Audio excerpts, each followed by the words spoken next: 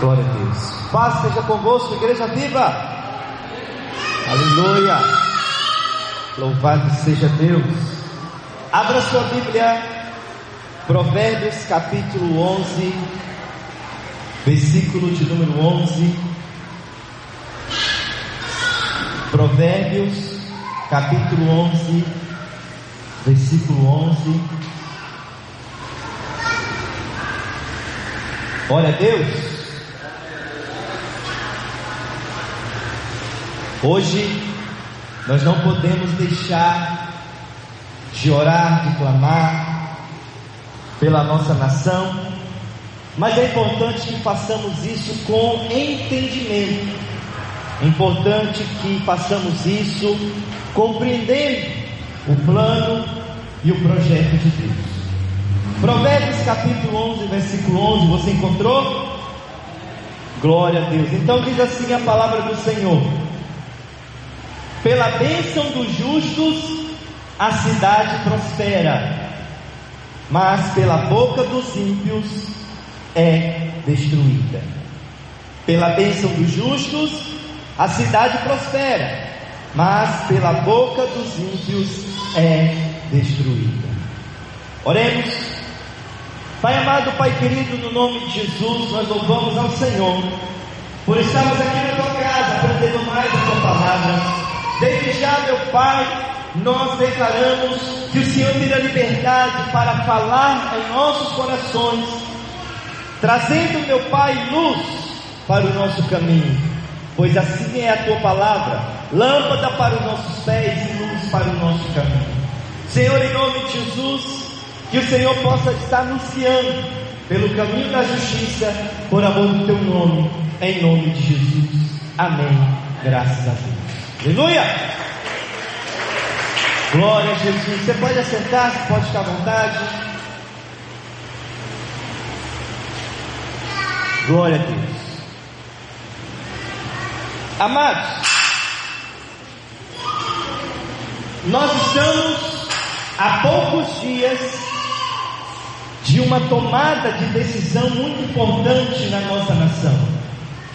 Toda eleição, ela é uma tomada de decisão muito importante, seja eleições a nível municipal e estadual, ou seja eleições a nível federal, dependendo do cargo que nós vamos escolher. Nós escolhemos cargos a nível municipal, estadual e federal. Agora, a grande questão que nós precisamos responder é exatamente o tema da mensagem de hoje.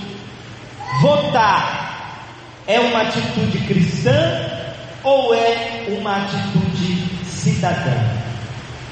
Votar é uma atitude cristã ou uma atitude cidadã?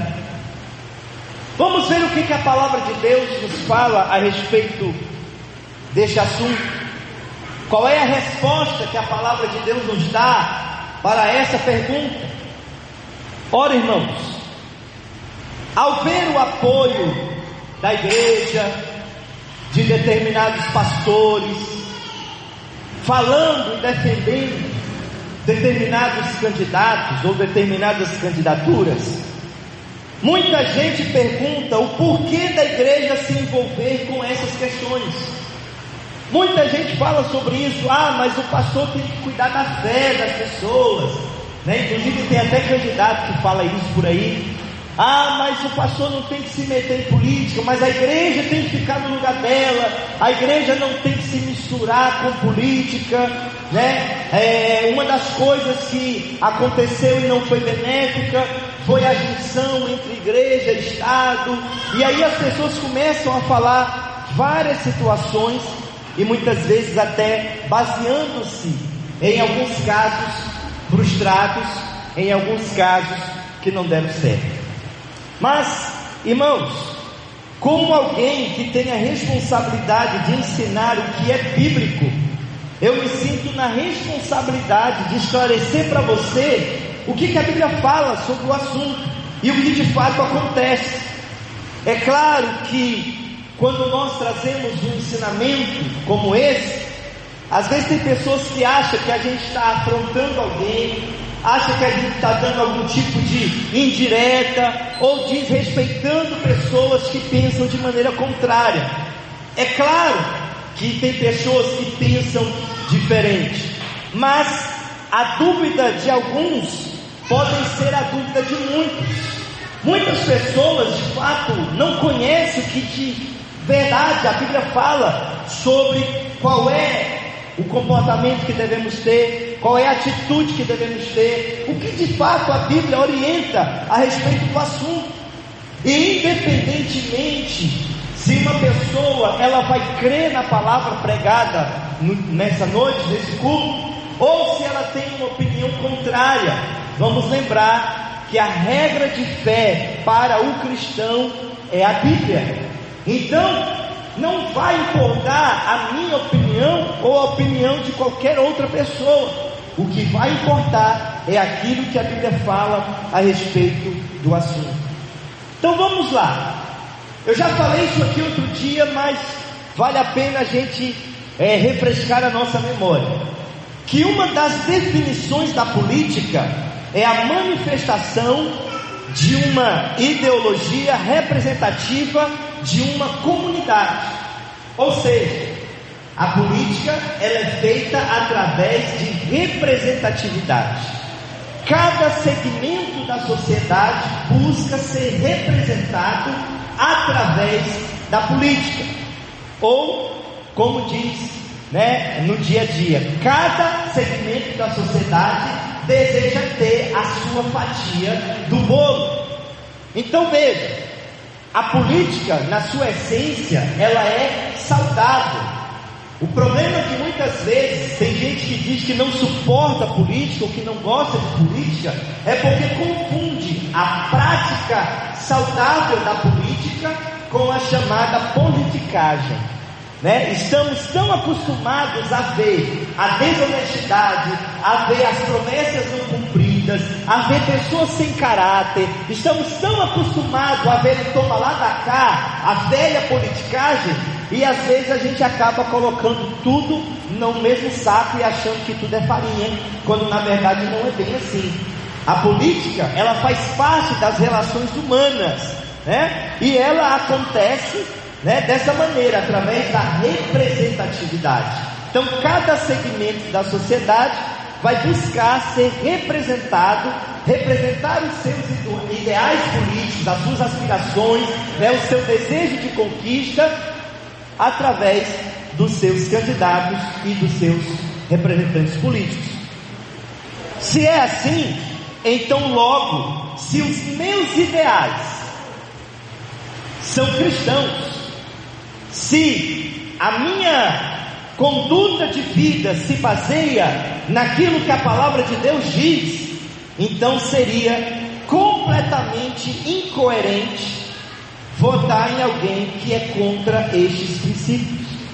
Não adianta, por exemplo, nós orarmos para que Deus abençoe a família, porque eu creio e defendo a família no modelo que Deus criou, se eu acabar votando em candidatos que não representam a família no modelo de Deus. Seria incoerente eu dizer que sou cristão, imitador de Jesus, discípulo de Jesus, que tenho como regra, manual de vida, a Bíblia, e votar em pessoas que são contra aquilo que a Bíblia diz. Agora, vamos começar a refletir. Será que o voto é uma atitude que está totalmente desligada da minha fé cristã? Porque tem muita gente que fala assim: ah, pastor, mas o voto não tem nada a ver com a minha espiritualidade. Será que é possível separar a minha cidadania aqui na terra sem considerar a minha visão cristã?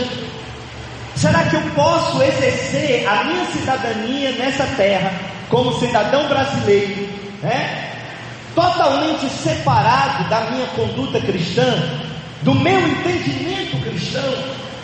Qual é a regra que você utiliza para tomar decisões na sua vida, no seu dia a dia? Não é a Bíblia? para o cristão deve ser a Bíblia. Então a maneira que nós enxergamos o mundo deve ser a maneira de Deus. Por isso que Romanos capítulo 12 vai dizer que a gente não deve se conformar com esse mundo, mas a nossa mente deve ser transformada. Aquele que está em Cristo é uma nova criatura.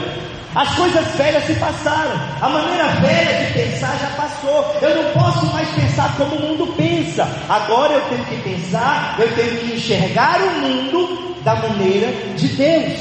E para isso é necessário que a minha mente seja transformada. Então, eu não posso simplesmente exercer a minha cidadania excluindo a minha fé, aquilo que eu creio, aquilo que eu prego, excluindo a minha nova maneira de pensar, que é de acordo com as Sagradas Escrituras. Ora, amados, é evidentemente que é impossível eu exercer a minha cidadania sem considerar os mandamentos de Cristo, já que Cristo é o Senhor da minha vida. Ele fala e eu obedeço.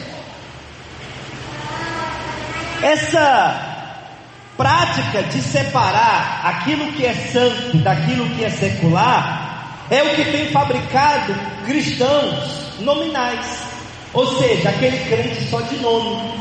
Essa prática que foi ensinada e tem sido ensinada em muitos lugares, que você deve separar a sua vida secular da sua vida espiritual, faz com que muita gente seja crente só quando estão no culto de domingo na igreja.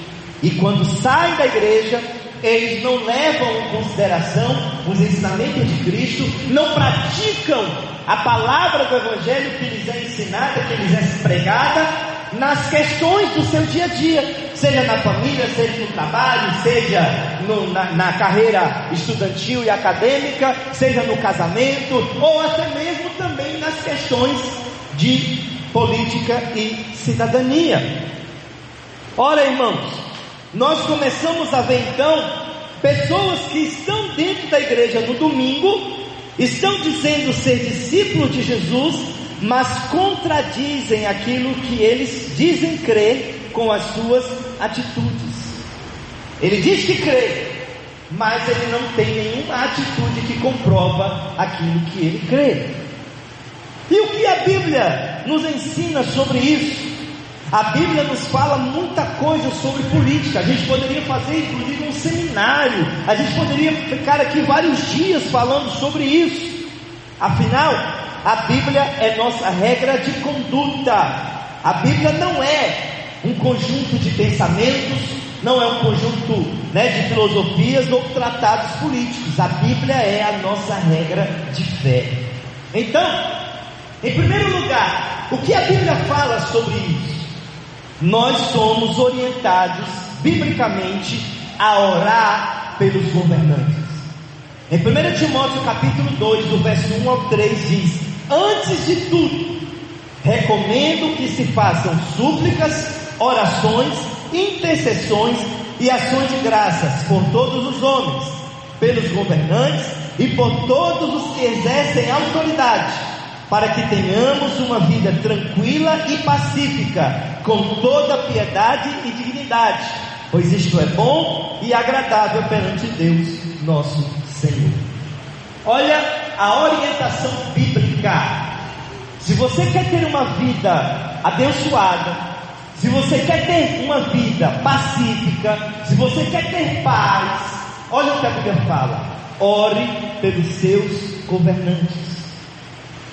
O primeiro texto bíblico que lemos no início da mensagem, Provérbios 11:11, fala como é que a nossa cidade vai ser abençoada. É pela bênção do justo, mas pela boca do ímpio ela é destruída. Será que de fato você tem abençoado a sua cidade, o seu estado, a sua nação? A Bíblia nos fala que isso deve ser feito antes de tudo: orar pelos governantes, porque isto é agradável ao Senhor. Olha o que a Bíblia fala: isso é agradável ao Senhor. Nós não podemos esquecer disso, e como cristãos devemos agradar o coração do nosso Deus.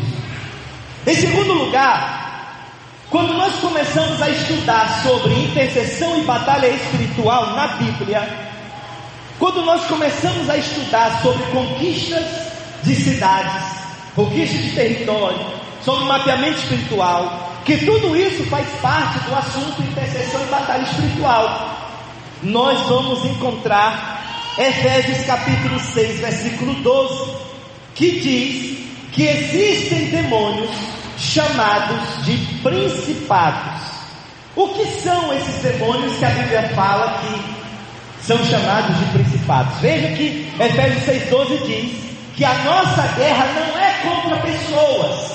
Então, a nossa guerra não é contra a pessoa do partido A, do partido B, do partido C. A nossa guerra não é contra o candidato tal, não. A Bíblia diz que nossa guerra são contra os demônios. E dentre esses demônios existe uma classe que a Bíblia chama de principados.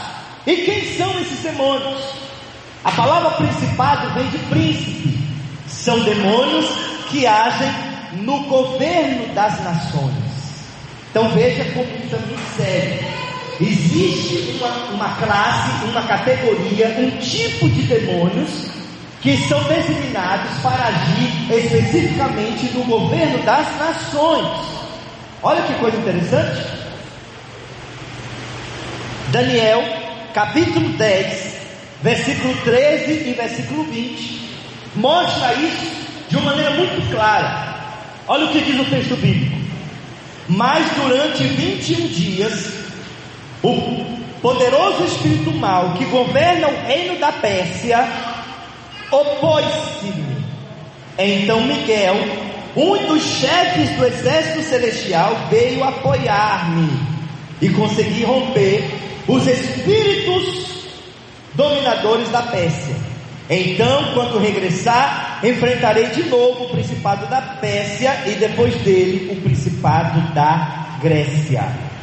Olha como isso é interessante. Muita gente fala sobre o jejum de Daniel, né? O jejum de Daniel. Mas pouca gente se atenta. Por que Daniel orou e jejuou 21 dias? Está aqui. Quando o anjo chega com a resposta da oração de Daniel, ele começa dizendo: Daniel, você é um homem muito amado. Desde o dia que você começou a orar, eu saí com a tua resposta. Mas olha o que ele fala no versículo 13: mas durante 21 dias, o demônio que governa a Pérsia, chamado principado, que domina o governo da Pérsia, começou a pelejar contra o anjo que vinha trazendo a resposta de Daniel. E a batalha se estendeu durante 21 dias. E veja que o anjo fala que foi necessário que viesse o arcanjo Miguel, um anjo de categoria espiritual maior do que o anjo, né? O arcanjo, ele está numa hierarquia mais alta do que os anjos.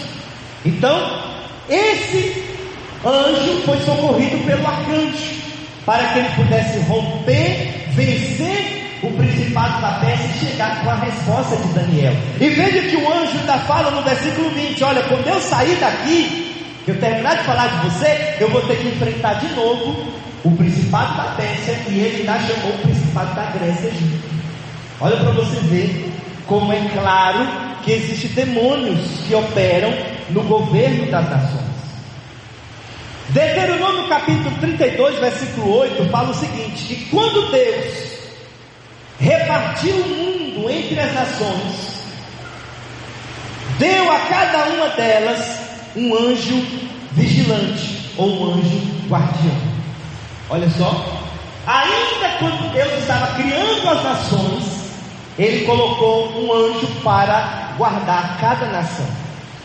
Só que lá em Judas, versículo 6, diz que esses anjos que Deus colocou para guardar cada nação, olha o que diz no versículo bíblico: e os anjos que não guardaram ou que não valorizaram o seu principado, mas deixaram a sua própria habitação, ou seja, que não permaneceram dentro dos limites de autoridade que Deus lhes deu, mas deixaram o lugar onde pertenciam, Deus reservou na escuridão e em prisões eternas para o dia do juízo, aquele grande dia.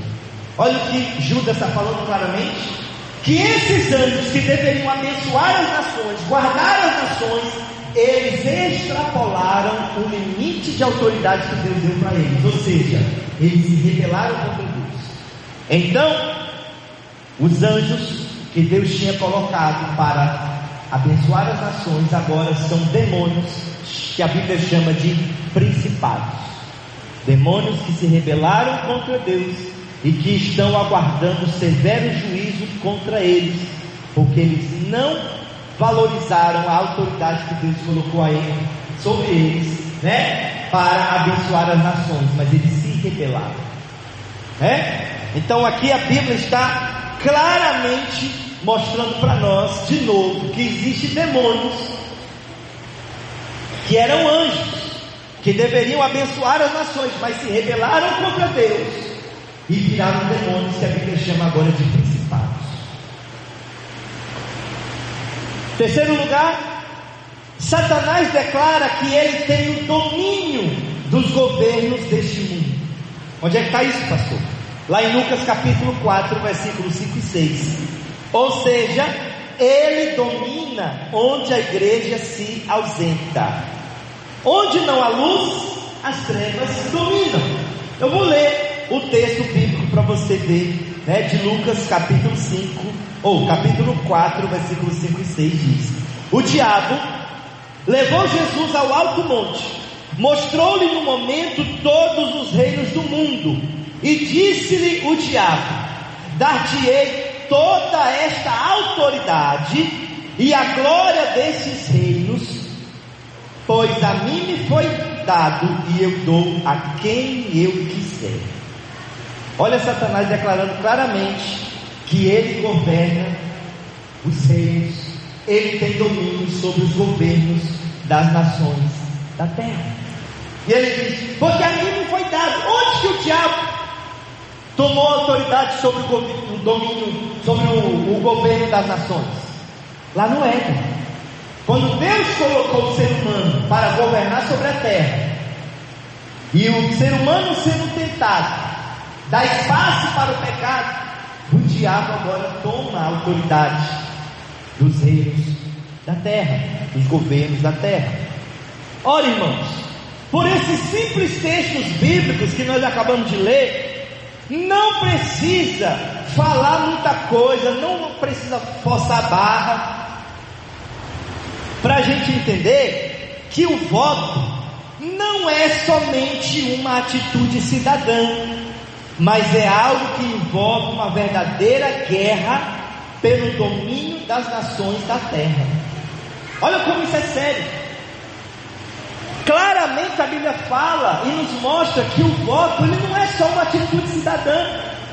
Muitas vezes nós estamos envolvidos numa batalha espiritual e não levamos em conta que o voto é uma arma que Deus nos dá na batalha espiritual pela conquista do governo das nações. Isso é muito sério, irmãos. Provérbios 29:2 diz que quando o justo governa, o povo se alegra, mas quando o ímpio governa, o povo sofre. Salmo 33:12 diz que feliz é a nação cujo Deus é o Senhor. Versículos como estes mostram que é vontade de Deus abençoar o seu povo com governantes tementes a Ele. Agora eu te pergunto, como é que uma nação vai reconhecer o Senhor Jesus como Rei, como Senhor, se o seu governante, que é o representante legal do povo, não fizer uma aliança com Deus? A única forma de uma nação reconhecer que Jesus é o Senhor é se o seu governante, que é o representante legal do povo, fazer uma aliança com Deus, irmãos. Não tem para onde correr. E a gente sabe que durante este período eleitoral já tem candidato, inclusive, que já falou isso de boca, e outros fazem isso na prática. Como por exemplo, tem uma pessoa muito conhecida aí que ela já disse, é só você pesquisar, que ela faria aliança até com o diabo para chegar no poder. E tem muitos candidatos que nós sabemos que fazem isso na prática. Faz aliança mesmo com o diabo. Por quê? Porque a meta do diabo é destruir as nações. Enquanto o projeto de Deus é abençoar as nações, o projeto do diabo é destruir as nações.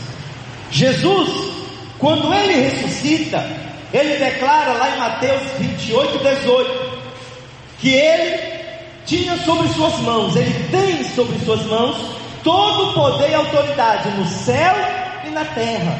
E logo depois ele transfere esse poder e autoridade para a sua igreja. Ora, irmãos, se Jesus nos deu autoridade como igreja, não é correto, não é lícito, não convém que a igreja transfira essa autoridade para o espinheiro. Como é, pastor? Não entendi. É verdade. Juízes, capítulo 9. O espinheiro, ele só reinou porque as outras árvores se recusaram a reinar. Lá em Juízes capítulo 9 fala de uma parábola em que as árvores estavam buscando um governante para si, e chegaram para as árvores frondosas, frutíferas, e fizeram a proposta para elas, para que elas governassem, e nenhuma delas quis. Aí por último, sabe quem aceitou a proposta? O espinheiro.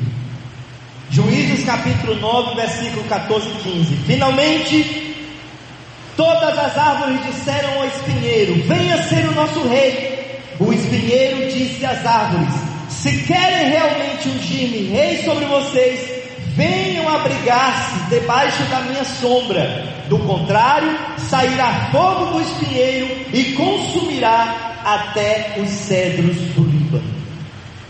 Sabe o que mostra isso? O espinheiro disse para as outras árvores: vocês querem que eu governe sobre vocês? Então vocês vão ter que concordar comigo. Vocês vão ter que estar debaixo da minha sombra. Ou seja, vocês vão ter que ser cúmplices da minha corrupção, das más obras. Caso contrário, vai sair fogo e vai consumir vocês. Sabe por que a igreja é perseguida em muitos lugares do mundo? Porque a igreja não está debaixo da sombra do espinheiro. Porque a igreja protesta contra o sistema do mundo, do pecado e do diabo. Porque a igreja se levanta contra esse sistema maligno, contra as obras das trevas. E é por isso que o espinheiro lança fogo contra a igreja. Ora, irmãos, a política muitas vezes ela vai de mal a pior, porque a igreja muitas vezes escolhe o espinheiro como seu governante. Lembre-se, só há trevas quando existe ausência de luz. Já que nenhuma das árvores frutíferas quis ser o governante, quem foi que ocupou o lugar? O espinheiro. Muita gente eu já ouvi dizer: eu não sei o que quer um crente se candidatando na política, não sei o que quer um pastor se candidatando na política, porque se ele não for eleito, se a igreja não for, quem é que vai? O espinheiro. E aí a grande pergunta é isso que você quer? Ser governado pelo espinheiro? Ser governado por aquele que lança fogo contra você? Que lança fogo contra a sua família? É preciso, irmãos, enviar missionários para as casas de leis. Missionários, sabe? Alguns até dizem assim: ah, pastor, mas o governante não governa somente para a igreja, ele governa para todos. Ora, irmãos, não vamos nos esquecer que as maiores democracias do mundo tiveram as suas democracias alicerçadas no protestantismo. Ou seja, a igreja cristã protestante ajudou a fundar grandes nações, as nações mais prósperas. Quer um exemplo? Inglaterra foi fundada por homens e mulheres de Deus. Os Estados Unidos, fundado por homens e mulheres de Deus. Austrália, fundado por homens e mulheres de Deus. Ou seja, Tem muita coisa hoje que você usufrui e você não sabe de onde que veio, mas foi a igreja evangélica que trouxe isso. Quer um exemplo? Escola pública. Você já estudou em escola pública? Alguém da sua família estuda em escola pública? Sabe quem criou a escola pública? A igreja cristã protestante. A igreja evangélica trouxe a escola pública. Não foi o comunismo, não foi o socialismo, sabe? E nós poderíamos aqui ficar citando vários outros. Por exemplo, Martinho Lutero acreditava que onde se abrisse uma igreja, deveria se abrir do lado de uma escola. As maiores universidades, uma das universidades mais conceituadas do mundo, a Universidade de Oxford, sabe quem fundou? Missionários. O que nós aprendemos com a história e com a própria Bíblia é que o cristianismo jamais foi exclusivista, mas inclusivo. Jesus aceitou prostitutas, publicanos, sem discriminação. Os mais excluídos da sociedade da época foram acolhidos por Jesus. Ora, irmãos, Jesus acolheu a todos sem discriminação. Quem acha que o cristianismo é exclusivista não conhece os princípios fundamentais do amor ao próximo e de compartilhar, que foram ensinados amplamente por Jesus. É exatamente por isso que o cristão não precisa fazer parte de nenhum movimento social em favor das minorias. Por quê? Porque o próprio cristianismo já é acolhedor para todos, sem distinção e sem discriminação. E ainda tem um bônus, é que o cristianismo, ele transforma, ele acolhe todos e transforma a vida do pecador. Outras ideologias sim, excluem os cristãos. Por isso os cristãos são o grupo religioso mais perseguido no mundo inteiro. Basta você pesquisar. Toda corrente política tem fundamentos. Por exemplo, muitos partidos de esquerda, para não dizer todos, muitos partidos socialistas, comunistas, onde é que eles se fundamentam? Na teoria de Karl Marx. Então toda corrente política tem fundamentos, e Jesus é maior que todos os filósofos ou comunistas que têm guiado certos políticos. E aí a questão é, se um político pode se guiar pelo pensamento de um filósofo, por que ele não pode se guiar pela palavra de Deus? Por fim, o melhor administrador público jamais será aquele letrado que tem muitos cursos, muitas faculdades, mas o melhor administrador público será aquele que é temente a Deus, pois ele sempre terá o espírito de sabedoria para a tomada de decisões. Você lembra de Salomão? Ele nem ainda entendia sobre a burocracia do reino. Ele era apenas um jovem quando foi ungido rei, mas ele recebeu do alto discernimento para reinar com justiça e equilíbrio. Um candidato que começa pedindo a bênção de Deus, não só na hora da campanha, mas principalmente durante a história da sua vida e durante o árduo trabalho de seu mandato, ele merece ter crédito. Vale dizer que não se deve desprezar outras qualificações de um candidato, mas de nada adianta votar em alguém que pareça ser tão capaz, mas que não traz as suas atitudes baseadas na palavra de Deus, nem nos valores cristãos. Sabe por quê? Existem certos movimentos que crescem. Por exemplo, o povo das consoantes, né? O pessoal lá do movimento LGBT. Sabe por que eles crescem? Porque eles são unidos em torno de um só propósito. Sabe por que a maçonaria cresce? Porque eles planejam e executam o que eles planejam de maneira unida. Sabe por que as seitas crescem? Porque eles têm uma só visão. E enquanto isso, a igreja cai no velho jogo da serpente, no velho jogo do diabo, de cada um seguir a sua própria opinião, cada um seguir a sua própria visão, e Jesus falou que uma casa dividida, ela não prospera. É por isso que muitas vezes, em muitos lugares, a igreja está enfraquecida. A igreja não consegue conquistar a sua cidade, o seu estado, a sua nação para Jesus. Por quê? Porque muitas vezes a igreja não sabe se unir em torno de um propósito só, em torno de um interesse coletivo, mas cada um está defendendo o seu próprio mundinho. Irmãos, antes de você ter alguma opinião ou rejeitar alguma proposta ou algum candidato, conheça os bastidores. Tem muita coisa, irmão, que não sai na propaganda, porque quem elabora a propaganda política são profissionais, né? São marqueteiros, especialistas em fazer uma coisa bonita para iludir as pessoas. É como a propaganda de qualquer produto. Às vezes tem propaganda de produto que é tão bem feita que você nem está precisando do produto, mas você vai lá e compra, só porque você gostou da propaganda. A Bíblia ensina, irmão, que o povo de Deus é destruído pela falta de conhecimento. Então nós precisamos entender sobre o cenário político, como é que funciona a burocracia da nossa nação, as leis que estão vigentes no país, para que a gente não caia em promessas impossíveis de ser cumpridas. Nós não podemos acreditar de primeira em qualquer um que aparece na nossa porta, mas temos que pesquisar, e pesquisar em fontes seguras.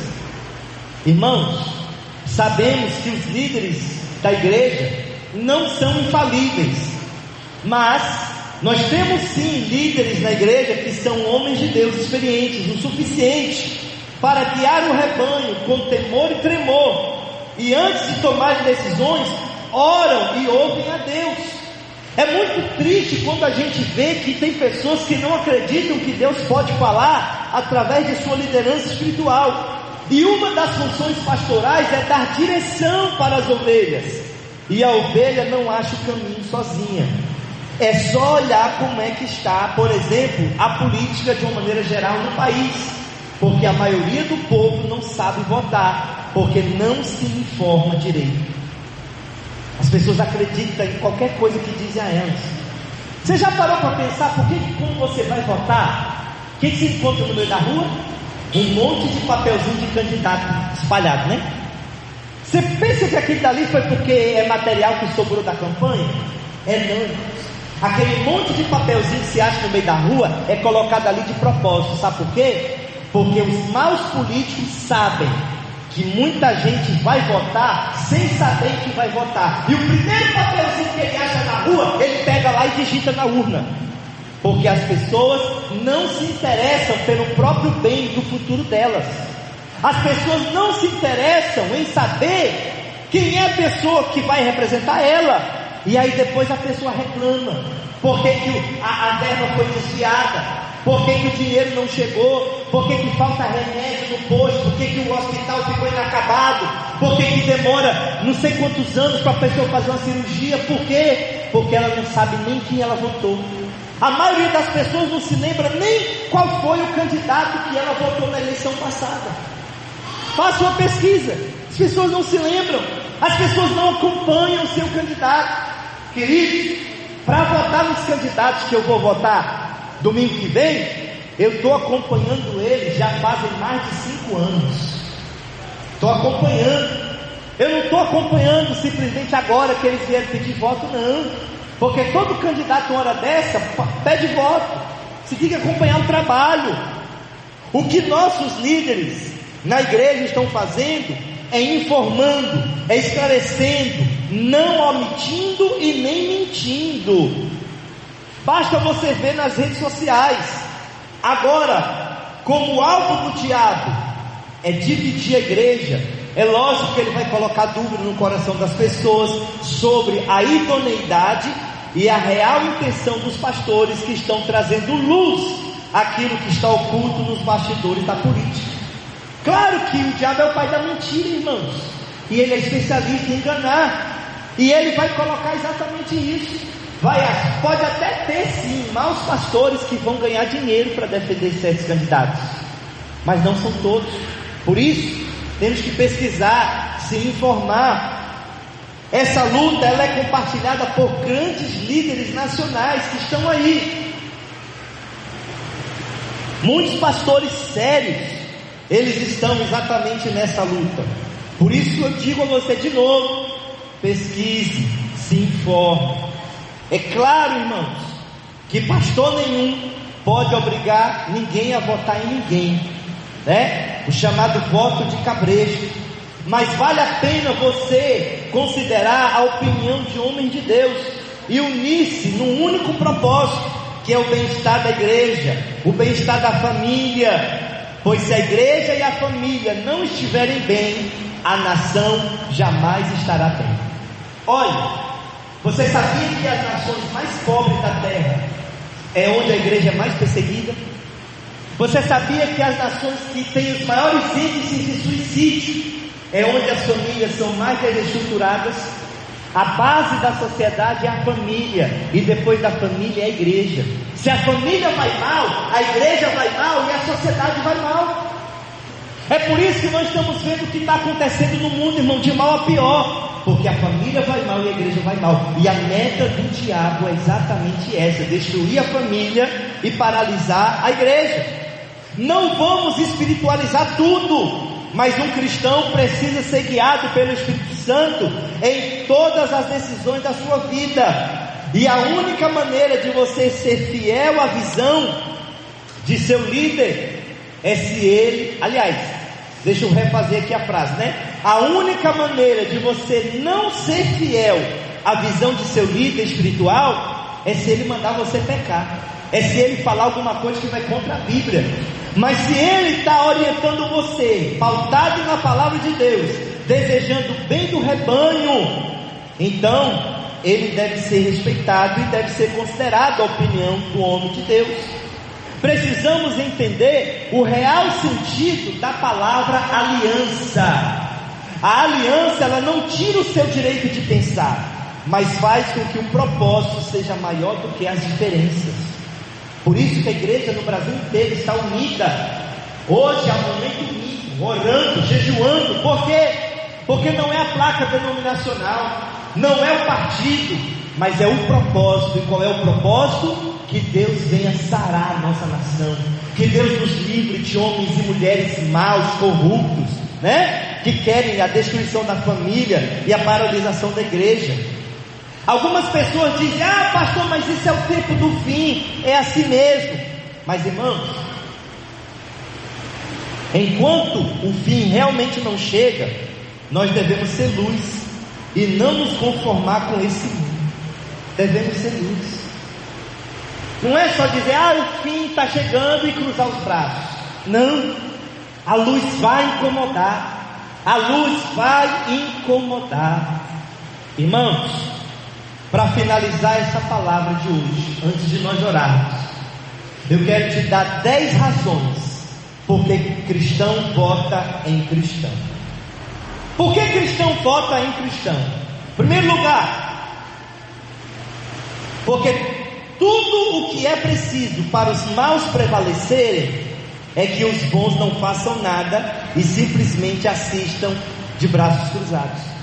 Olha Esté 4,14. Está escrito: pois se você ficar calada nesta hora, socorro e livramento surgirão de outra parte para os judeus, mas você e a sua família morrerão. Quem sabe se não foi para um momento como este que você chegou à posição de rainha. Vamos lembrar aqui?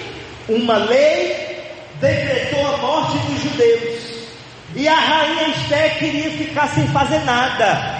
Aí o tio dela disse para ela: olha, você pode até ficar calada, mas não pense você que a sua família também não vai ser atingida com essa lei.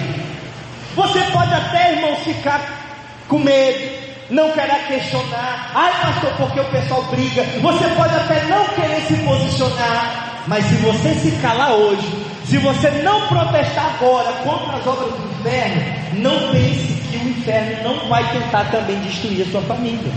Lembre-se disso. Segundo lugar, por que cristão vota em cristão? Porque somos chamados a obedecer às autoridades governamentais. Está lá em Romanos 13:1. Todos devem obedecer às autoridades. Se as autoridades forem más, estaremos debaixo das leis que elas fizerem. Preste atenção como isso é sério. A Bíblia manda a gente obedecer às autoridades. E quando as autoridades fazem leis maus, e aí como é que vai ser? Terceiro lugar, por que cristão vota em cristão? Porque o governo eleito, ele cria, executa e julga segundo leis que afetam os princípios cristãos. Veja só, o governo, ele vai criar, executar, julgar leis que afetam a nossa vida no dia a dia e que afetam os princípios cristãos, como casamento, família, sexualidade, liberdade religiosa e muitos outros assuntos, como por exemplo a questão das drogas, dos vícios. Para proteger esses princípios, precisamos eleger líderes que tenham esses princípios como prioridade. Veja Daniel capítulo 3, no versículo 5 ao 8. Quando ouvirem o som da trombeta, do pífaro, da cítara, da harpa, do saltério, da flauta dupla e de toda espécie de música, prostrem-se em terra e adorem a imagem de ouro que o rei Nabucodonosor levantou. Quem não se prostrar em terra e não adorá-la será imediatamente atirado numa fornalha de fogo. Por isso, logo que ouviram ao som da trombeta, do pífaro, da cítara, da harpa, do saltério e de toda espécie de música, os homens de todas as nações, povos e línguas prostraram-se em terra e adoraram a imagem de ouro que o rei Nabucodonosor tinha mandado levantar. Nesse momento, alguns astrólogos se aproximaram e denunciaram os judeus. Por que Daniel foi jogado na cova dos leões? Por causa de uma lei. Por que Sadraque, Mesaque e Abednego foi jogado na fornalha de fogo? Por causa de uma lei. Quarto lugar, por que cristão vota em cristão? Porque o povo de Deus é orientado por ele a não eleger um incrédulo para governar. Deuteronômio 17:15. Olha o que está escrito: estabelecerás sobre ti o governante que o Senhor teu Deus escolher entre os teus irmãos. Não poderás estabelecer como governante um estrangeiro que não seja teu irmão. Olha a Bíblia, irmão, falando bem claro que crente vota em crente. Você não vai votar no ímpio. Quinto lugar, por que cristão vota em cristão? Porque os maus não governarão para sempre a terra do povo de Deus. Se eles governassem, até os bons começariam a fazer o mal. Salmo 125, versículo 3 fala sobre isso. A nossa obrigação é não permitir que os maus continuem governando a nossa terra. Em sexto lugar, sabe por que cristão vota em cristão? Porque feliz é a nação cujo Deus é o Senhor. Salmo 33:12. Devemos eleger líderes de nossa nação que não somente digam da boca para fora que creem em Deus, mas que realmente tenham um histórico de vida com Deus e para Deus. Isso é muito sério. Você assistiu o debate de ontem? Teve um candidato lá que disse que era cristão. Você viu o outro candidato que é cristão dizer? Se você fosse cristão, você praticava o cristianismo. Você não é cristão porque você não pratica o cristianismo. Você defende aquilo que o cristianismo é contra. Foi claríssimo ontem, irmão. O Brasil inteiro viu isso. É inadmissível uma pessoa que diz que é cristão não praticar o que o cristianismo prega, o que o cristianismo crê. Em sétimo lugar, por que cristão vota em cristão? Porque nós somos sal da terra e fazemos a diferença positiva na esfera do governo. Temos vivido dias em que pessoas más, odiosas e sem Deus têm ocupado cargos políticos importantes. E se não tivermos representantes cristãos nesse meio, seremos ainda mais perseguidos e oprimidos. Mateus 5,13 fala que nós somos o sal da terra. 8º lugar, porque cristão vota em cristão? Provérbios 11:11, nós acabamos de ler. Porque pela bênção dos homens de bem a cidade prospera, mas pela boca dos ímpios ela é destruída. Os perversos, olha isso, irmãos, os ímpios, os maus, fazem a sua voz ser ouvida nas urnas. É assim ou não é? Todo mundo que é contra a igreja, ele vai eleger o candidato dele lá que é contra aquilo que a gente prega. Eles fazem a voz dele ser ouvida na igreja. E agora, irmãos, nós precisamos, como pessoas de bem, não ficar omissos nem em silêncio. Votar nulo, votar em branco, deixar de votar é permitir com que a voz dos ímpios seja ouvida nas urnas. Temos o poder para abençoar nossa cidade, nosso estado e nosso país. Em 9º lugar, porque cristão vota em cristão? Provérbios 29:2. Quando pessoas honestas governam, o povo se alegra, mas quando os maus governam, o povo sofre. Por que que no nosso estado muitas pessoas morreram da Covid? Sabe por quê? Porque milhões foram desviados, que era para combater a pandemia, que era exatamente para poder acudir o povo, era para realmente cuidar da saúde do povo, e foram comprados equipamentos que nunca chegaram, dinheiro que foi desviado. Por isso o povo sofre quando o ímpio governa. 10º e último lugar, por que cristão vota em cristão? Porque o padrão bíblico para líderes do povo é que sejam capazes, que temam a Deus e que mereçam confiança e que sejam honestos em tudo que fazem, pois eles serão responsáveis por servir o povo com justiça em todo o tempo. Êxodo 18:21. Olha o que está escrito: mas escolha dentre todo o povo homens capazes, temente a Deus, dignos de confiança e inimigos da corrupção. Olha que coisa interessante, a Bíblia nos orientando. Então existem muitos interessados apenas em se identificar como cristãos por interesse eleitoral, mas na realidade não passa de aproveitadores. Nem todos os candidatos que se dizem cristãos verdadeiramente são. Por isso, se informe, investigue e, acima de tudo, vote por fidelidade a Deus, acima de tudo,